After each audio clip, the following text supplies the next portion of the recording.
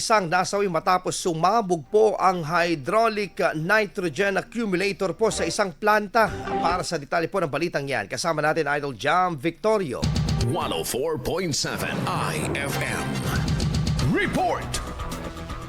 Nasawi ang isang 49 anyos na welder matapos sumabog ang isang equipment sa planta ng paggawaan ng semento sa Barangay Labayog, Sison, Pangasinan. Sa premyo ng IFM News Dagupan kay Sison Police Station Officer in Charge Police Major Jervel Reliorta, sumabog ang hydraulic nitrogen accumulator na ginagamit sa processing ng semento habang tinatanggal ng biktima ang takip nito. Base sa investigasyon na posibleng may naiwan na pressure sa makina kahit pa na-depressurize na umano ito nang tanggalin ng biktima ang takip dahilan ng pagsabog. Dahil dito napuruhan sa sikmura ang biktima at tumilapon sa bakal na hagdan. Agad na itakbo sa pagamutan ng biktima, ngunit tinanggihang i-admit sa unang ospital dahil sa malubha nitong kondisyon. Dinala pa sa ibang pagamutan ng biktima, ngunit binawian ng buhay matapos ang ilang beses na subukang i-revive. Patuloy ang investigasyon sa insidente upang malaman kung may nilabag na safety protocols ang kumpanya o pananagutan ng ibang empleyado sa pagsabog. Kasama mo mula dito sa IFM Dagupan. Ito si Idol Jam Victorio. Tatak, IFM.